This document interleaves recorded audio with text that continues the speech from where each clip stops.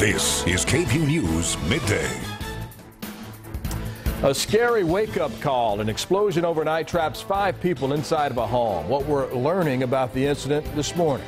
Round Rock ISD making an exclusive announcement to us this morning here on KVUE. The new plan to help students who may not want to attend a traditional four-year college.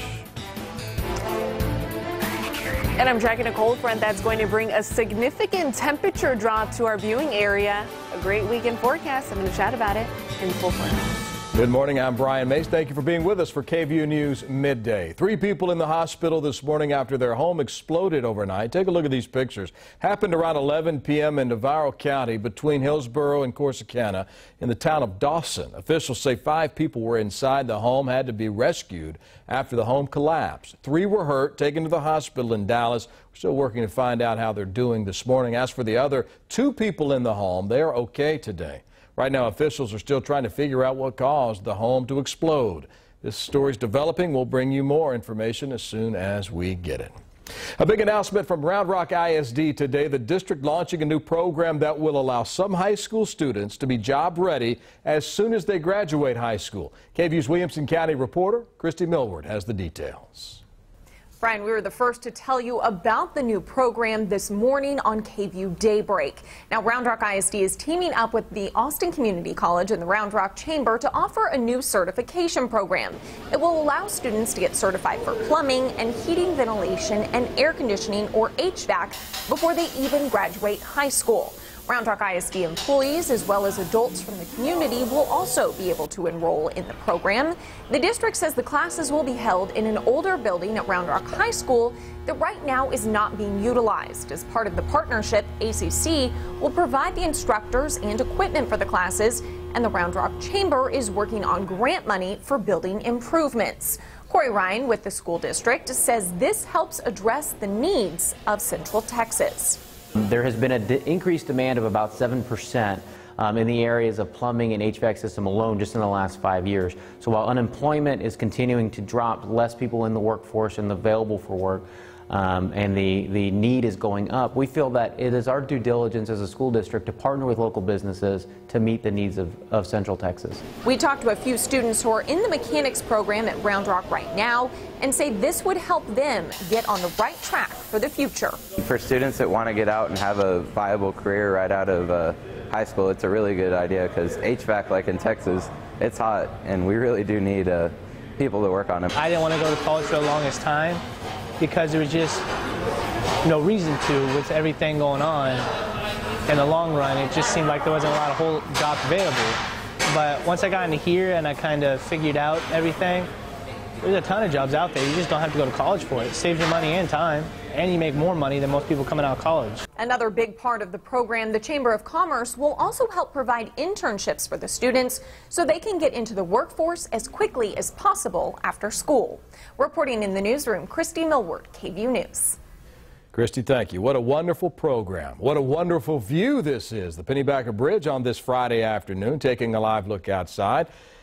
Expect a bit of a cool down this weekend, but how cool are we talking? Let's talk to the coolest person here on Midday, Erica Lopez with the details. That's right, Brian. Well, the good news is that we'll be able to drop our temperatures anywhere from 10 to 15 degrees from where we are right now. Well below average temperatures expected after this cold front passes through us. Right now, this cold front is bringing in a lot of strong storms just to the north of us. Oklahoma, Kansas, making its way into Arkansas. Check out some of the severe storms that are coming into play. That's why they are under a severe thunderstorm watch until 3 p.m. this afternoon. So they're on the busy side. As for us here, we're quiet across the Austin metro area and much of our viewing area, and temperatures are still warm. Upper 70s already, dew points in the 60s. It's muggy out there also. This is what we're expecting for the next rest of your Friday afternoon. A mostly cloudy start it was for our day. We'll be able to eliminate a lot of the cloud coverage to a partly cloudy afternoon. Temperatures will be above average in the mid to upper 80s. We're calling it 86 degrees this afternoon for the Austin metro area. Tonight is when that cold front is going to be approaching. A 30% chance of showers expected by 1 a.m. Now, the reason why the percentage is so low, it's a dry cold front. So really the main extent will be light showers along the frontal boundary. I'm going to talk about just how cool our weekend forecast will be in the full forecast. So you're going to want to stick around for that. Brian, back to you. Erica, thanks. Another deadly attack in Paris. A gunman opening fire on the Champs-Élysées, one of the most popular tourist spots in the world. One police officer killed, 2 others wounded yesterday. ISIS claiming responsibility for this attack. And ABC's Molly Hunter is at the scene in Paris. Shots fired on the Champs-Élysées and chaos in the heart of the French capital. Mesdames et messieurs, you have to stay back, please. There was absolute chaos and panic with all the people here on the street. People were falling down. The attack started Thursday night just after 9 p.m. on the city's famous avenue when a gunman pulling up alongside a police vehicle, getting out and opening fire. Police calling it a military-style weapon. Right over here, about 10 feet from the shooter. We saw the shooter in black. He had a black rifle. It looked like an AR-15. It sounded like an AR-15. He rang out about 10 shots towards the police on the road. And at that time, my wife yelled, "Run." The attacker killed 1 police officer, wounded 2 others, as well as a bystander. Investigators found a shotgun and knives inside the attack car. The suspect was shot dead, a 39-year-old man from an eastern suburb of Paris.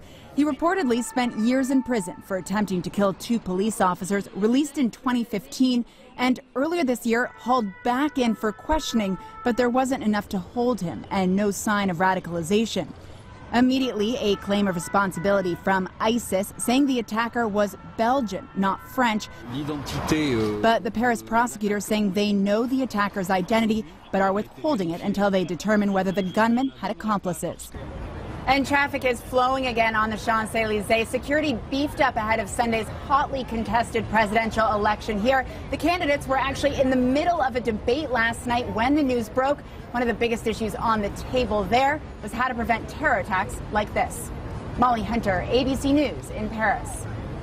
Back here at home, UT police teaming up with APD, cracking down on offensive graffiti around campus. In the past 3 days, students and faculty have come across words like rapists, Nazi in training, also nuke all frats. These all spray painted on several fraternity houses. On Wednesday of this week, UT President Greg Fenves released a statement condemning that graffiti, saying in part, "We will not tolerate vandalism or threats targeting our students." And those students are condemning the actions as well. They say it does bring awareness to issues on campus. Police are increasing patrols in the area. So far, no arrests have been made. City of Austin will pay a settlement to an innocent man going to cost taxpayers nearly $1 million. Take a look at this police dash cam video. This is from June of 2012. Pete Hernandez in the white shirt there was tackled to the ground by officers because they thought he stole the SUV he was in. This happened at a South Austin Walmart. Before the incident, APD got word about a stolen vehicle, and they were told the suspect was Hispanic. Officers mistakenly identified Hernandez as the thief, slamming him to the ground, causing him to suffer broken bones and other injuries. He racked up over $300,000 in medical bills. Now, city officials have agreed to pay him $915,000 for the past 5 years of legal battles. To have finality and closure for Pete today, that feels good. When you don't have admission of fault, when you don't acknowledge that you made mistakes, well, then you're bound to repeat them because you're not taking action to make things better. I'm going to be the better man, and I'm going to forgive them. Officers ended up arresting the actual thief just minutes after that incident. Still ahead here on Midday, many Americans living with diabetes, and now a new study in Texas that could help control the disease. And it's time to tour Pflugerville's new football stadium. Oh, it's a nice one. Ahead, the Texas team, the teams that are looking forward to this upcoming season.